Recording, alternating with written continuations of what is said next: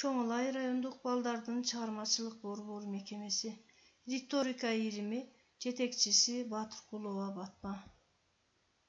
Саламатсыңарбы, кымбаттуу окуучулар? Адаттагыдай эле сабагыбызды баштайбыз. Сабагыбызды баштаардан мурда мен силерге логикалык суроолорду берем, жоопторун жазып жибересиңер. Биринчи: отто күйбөйт, сууда чөкпөйт, бул эмне? Экинчи суроо: күкүрттү соңуна чейин суу астында күйгүзүүгө болобу? Үчүнчү: кайсыл дарыя эң коркунучтуу? Төртүнчү суроо: дүйнө жүзүндөгү бардык адамдардын бирдей жасаган кыймылы кайсы? Бешинчи: окумуштуулардын ою боюнча крокодил денесиндеги туздан кантип арылат? Ушул суроолорду окуп, түшүнүп, жоопторун таап, кайтарым байланыш кылганда жөнөтүп жибересиңер. Бүгүнкү сабагыбыздын темасы окуу жана түшүнүү боюнча текст менен иштөө. Сабактын максаты окуу жана түшүнүүдө тексттин мүнөзүн, тибин, стилин ажыратууну үйрөнүшөт. Экинчи: тексттеги экспрессивдүү көркөм сөз каражаттарын, кайталангыс курч, таамай салыштырууларды аныктоого багыт алышат. Биз балдар окуу жана түшүнүүдө төмөнкүлөргө көңүл бөлүшүбүз керек. Текстти окуудан мурда төмөнкүлөргө көңүлүбүздү бөлүшүбүз керек. Биринчи: текстте сүрөттөлгөн көрүнүштөрдү, окуяларды салыштыруу. Экинчи: тексттеги себеп натыйжа байланыштарын аныктоо. Үчүнчү: деталдардын, кошумча белгилердин, нерселердин маанисин түшүнүү. Төртүнчү: подтекстти көрүү жана аныктоо. Бешинчи: тексттеги суроолорду так түшүнүү жана салыштыруу. Ошондой эле сүрөттөлгөн фактылар, окуялар жана иш-аракеттерди аныктай билүү. Бүгүнкү биз окуу жана түшүнүүдөгү негизги текстибиз Токтогул Сатылганов жана Залкар Сагынбай жөнүндө болмокчу. Кыргыз элинин сыймыгы болгон улуу акын Токтогулдун чыгармачылыгы эң оор мезгилге, Кокон хандыгынын бийлигинен кийин ага удаа, элдердин түрмөсү болгон падышалык режимге туш келип, экинчи жагынан жергиликтүү жакшылар эмгекчилердин эмгек менен тапкандарын тартып алып, жалпы калың букара калк кош кабат өзүүдөн катуу кыйналып, жакырчылык турмушту баштарынан өткөрүп жаткан мезгилге туура келген. Кыргыз эли көчмөн турмушта жашап, кат сабатсыз болуп, караңгылык каптап турган. Баймынаптар өздөрүнүн бийлигин дагы бекемдеш үчүн падышанын койгон төрөлөрүнүн колдоосуна жамынып алышып, элди эзүүнү күчөтүшкөн. Эл өзүүгө чыдабай, бийликке карата нараазылыктарын билдиришип, көтөрүлүш да чыгарышкан. Элдик толкундоолорду басуу максатында жергиликтүү бийлөөчүлөр падышанын куралдуу солдаттарын пайдаланышкан. Ушундай окуя Токтогулдун мекени Кетмен Төбө өрөөнүндө болгону тарыхта белгилүү. Токтогул катуу эзүүнү, ошонун залдарынан жакырчылык турмушту баштарынан кечирип жаткан калың букара элди көрдү. Ушул тарыхый кырдаалдар дээринде бар, идиректүү Токтогулдун чыгармачылыгы үчүн бай материал болгон. Токтогулдун өмүрү, чыгармачылыгы толуп жаткан окуяларга бай. Анын өзү кыргыз элинин көп кырдуу турмушу, өткөндөгү тарых менен тыгыз байланыштуу. Мына ушул жагдай Токтогулдун чыгармаларынын тематикасынан, мазмунунан айкын көрүнөт. Жокчулуктун айынан, жүргөнүм кабак жер болду деген ырларын Казанбактын коюн кайтарып жүргөн бала кезинде чыгарган. Ушул эле ырларында Токтогул теңсиздикке нааразы экенин билдирген. Кыргыз жергесинде бири эсепсиз мал күтүп, Казанбакка окшоп малай жумшап жүрүшсө, көпчүлүгү жакырчылык турмушта жанчылып, ишейин десе ашка, кийейин десе кийимге жетпей, жокчулукка белчелеринен баткан болчу. Мына ушундай тарыхый шарттар зээндүү Токтогулду терең ойлонтуп, элдин эмнени самап турганын, алардын үмүтү менен тилегин чагылдырууга түрткү берген. Токтогул өз элине жан дили менен берилген, эч кимден тартынбаган, кайраттуу, таланты Узун Ахмат менен Нарын дарыясындай ташкындаган, көп өнөрлүү, төкмө акын, залкар комузчу. Токтогул эл тарабында туруп, жети ата менен бир ата аталган чабышка катышкан. Ошондо атактуу Бешкаман ырын чыгарган. Ал айтыштарга көп катышып, өзүнүн тизмектүү кур чыры менен көпчүлүк угуучулардын көңүлүн ыраазы кылган актаңдай чоң акындардын бири. Анын 30дан ашуун айтыштары биздин мезгилге келип жетти. Токтогул өз тушундагы эчен актаңдай акындар менен бир жүргөн. Айрымдары менен ыр өнөрү жагынан сынашып, айтышка түшкөн. Бирок эч кимге алдырбаган айтыш майданынын чебери. Ал Арзымат менен болгон алгачкы айтыштарынын биринде эле өзүнүн жөндөмдүүлүгүн көрсөтүп, эл тарабынан колдоого алынган. Арзымат чоң манапкы ырчы болгонуна, байлыгына мактанып, өзүн мартабалуу көрсөтсө, Токтогул ташкындаган таланты эл атынан сүйлөй тургандыгын билдирди. Эмгекчилер тарабында тургандыгын айгинелеп, тап жигин ачып айтты. Жаш Токтогулдун ушул сөзүн калдайган калың букара калк кубаттоого алып, элдин таламын жактап ырдаганы үчүн аны урматташкан. Ошентип, Токтогул алгачкы ырларынан, алгачкы айтыштарынан эле эрилген элдин тарабында турган болчу. Байманаптар Токтогулду айдатып жиберип, ошону менен тынчып калабыз деп ойлошкон. Ал эми Токтогул болсо эзүүчүлөргө каршы күрөш жүргүзбөй туруп, теңдикке жетүүгө мүмкүн эмес экендигин түшүнгөн. Ошол себептүү элди ынтымакка, эзүүчүлөргө каршы күрөшкө чакырган. Ушул идея улуу акындын көп чыгармасында ачык чагылдырган. Бул балдар биринчи үзүндү, Токтогул Сатылганов боюнча. Ал эми экинчи үзүндү Сагынбай Орозбак уулу жөнүндө болот. Сагынбайдын акындык өнөрү 10 жашында байкалган. Анын бала чагы Ысык көлдүн күнгөйүндөгү Кабырга деген жерде өтөт. Ормондун айылында жашагандан улам нарктуу адамдардын айткан кептерин, таасын, накыл сөздөрүн көп уккан. Дээринде бар куйма кулак болгондуктан уккандары жадысында кала берген. Сагынбай ошондой кеч дүйнөсү ташып аккан, өзүнчө ажайып ааламы бар инсан болгон. Бала чагында козу кайтарып жүрүп уктап калып түш көрөт. Менин акын болуп калышым ошол түшүмдө көргөн кубулжута сайраган боз чымчыктын аяны деп айтчу экен. Манасчылыгы жөнүндө да мындай бир аңыз бар. Козу кайтарып жүрүп уктап калып түш көрөт. Түшүндө ак сакалдуу карыя жанына келип, «Балам, манас айтканды каалайсыңбы?» деп сурайт. Сагынбай сүйүнүп кетип, «Ооба» дейт. Ошондо карыя анын оозун ачкызып туруп, чоң коч тарууну куюп жиберет да, «Эми манасчы болдуң, уулум, тартынбай айтып жүр» деп бата берип, көздөн кайын болот. Нагыз акындык белги төкмөлүк. Сагынбайды залкар атка кондурган ошол төкмөлүгү болгон. Ырларында, дастандарында ал гана эмес, манасчылыгында деле төкмөлүгү чоң көркөм күч менен көрүнгөн. Белгилүү даректерге караганда, Сагынбайдын манасчылыгы ириде семетей айтуудан башталыптыр. 14-15-теги курагы экен. Бир күнү той болуп жаткан үйгө баш багып калат.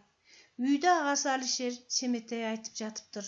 Угуп отурган кишилер, «Бу Сагынбай да манас айтат, айттырып угалычы» деп калышат. Ал семетейди агасы токтогон жерден баштайт. «Баракелде, Азамат» деп сүрөгөн сайын күркүрөп шаркыраган суудай күчкө кирип, шатыраган жаандай ыр нөшөрүн төгөт. Андагы талантты, акындык күчтүү агасы Алишер да көргөн. Ошондон тартып өзү манасчылыгын таштап, анын 2 тизгин 1 чылбырын инисине берген. Сагынбайдын 25-тен 45 жашка чейинки өмүр курагы манасчылык өнөрүнүн гүлдөгөн, төгүлүп жайнаган доору болсо керек. Ушул жылдары ал бүт кыргыз жергесин кыдырып чыккан, айлап түгүл бир нече жылдап эл кыдырып манас айтып кеткен мезгилдер болуптур. Манас айтып жүргөн бир жылы Чүй өрөөнүнөн 400 кер кашка жылкы айдап келген дешет. Ал эми Сары Үйсүн кум казактарына өнөрүн тартуулаганда алар мындай оолуя ырчыны казак-кыргыздан мурда көргөн эмеспиз деп таң калышыптыр. Кетмен төөдө жүрүп тоо булбулу Токтогулга жолугат. Ошол жерде Сагынбай манасты бир күн бир түн тынбай айтканда Токтогул кыргыздан мындай манасчыны эч көргөн эмесмин, жөн эле эстен таандым деп анын манасчылыгына жогору баа бериптир. Сагынбай адамды сыпаттоонун өзгөчө чебери болгон. Анысы манас баштаган дастандарында ташка тамга баскандай, кооздук көркүн ачкандай даана көрүнгөн. Ал жалаң эле манас айтпастан санат насыят ырларын да аткарган.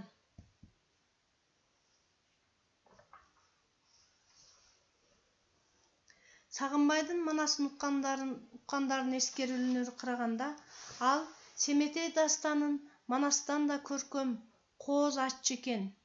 Өзүн бекер жеринен семетейчимин деп атабаган болсо керек. Бирок манастын Семетей бөлүгү анын айтуусунда жазылбай калганы өкүнүчтүү. Залкар манасчы Сагынбай Орозбак уулу 63 жаш курагында жарык дүйнөдөн көчүптүр. Көз жумар алдында жаап жаткан жаанды карап отуруп, бул жаан эмес, нур, ыр жаап жатат деп тилден калган дешет. Эми балдар, мына ушул биринчи, экинчи үзүндү боюнча тест менен иштейбиз. Биринчи суроо. Экинчи үзүндүнүн 107 сабындагы куйма кулак деген түшүнүк кандай адамдарды мүнөздөйт?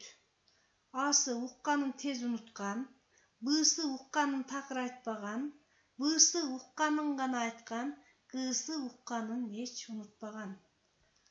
Мында бул суроодо куйма кулак деген туруктуу сөз айкашынын мааниси сөзгө ынак, эске тутуусу күчтүү, бир укканда эле эсинде бекем сактап калган, укканын унутпаган адамдын сыпатын билдирет.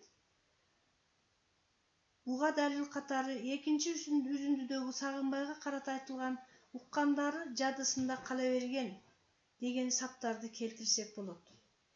Эми жооптордун ар бир вариантын талдап көрөлү.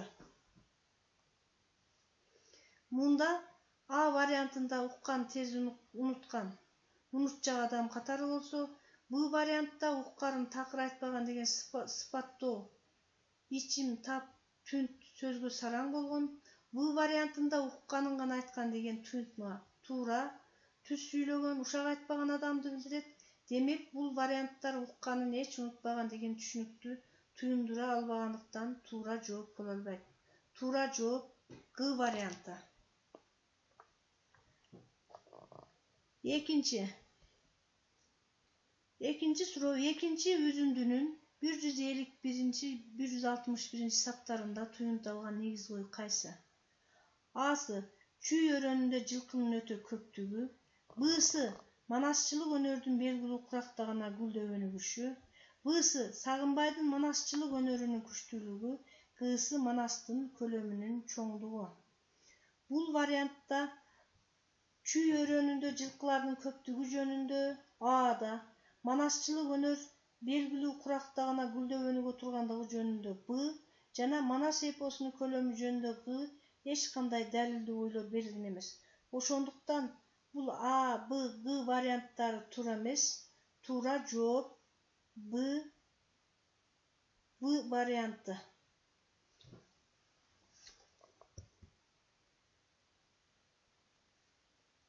Үчүнчү суроо.